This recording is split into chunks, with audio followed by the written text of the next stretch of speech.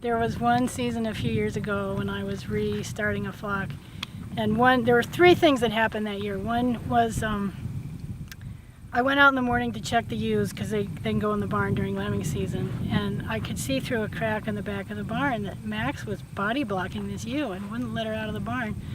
And I got in there and he saw me, and as soon as I caught the ewe, he realized, okay, things were okay, and he went out with the rest of the sheep. But the ewe was in trouble. She had a lamb part way out, and there was no way she was going to get that lamb without help, and Max seemed to understand that.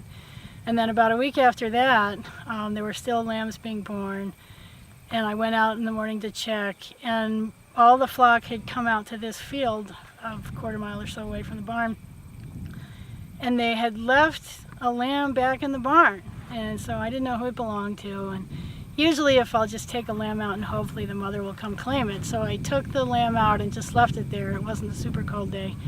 And I went back in to have some breakfast and came out 20 minutes later.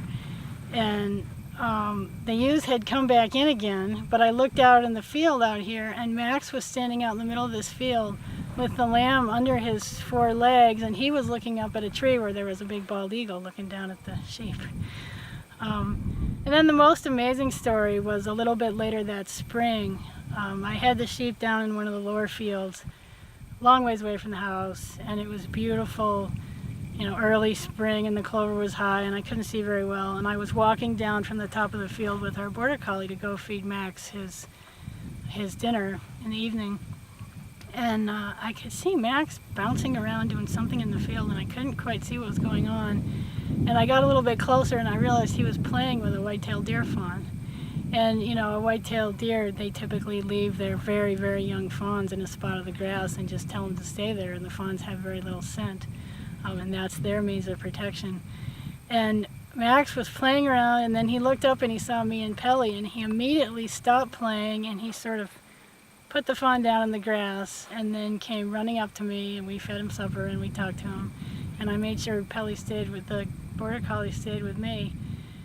And I walked back up towards the house, and I looked back after walking a couple hundred yards, and Max was going back to the spot to start playing with a white-tailed deer fawn again.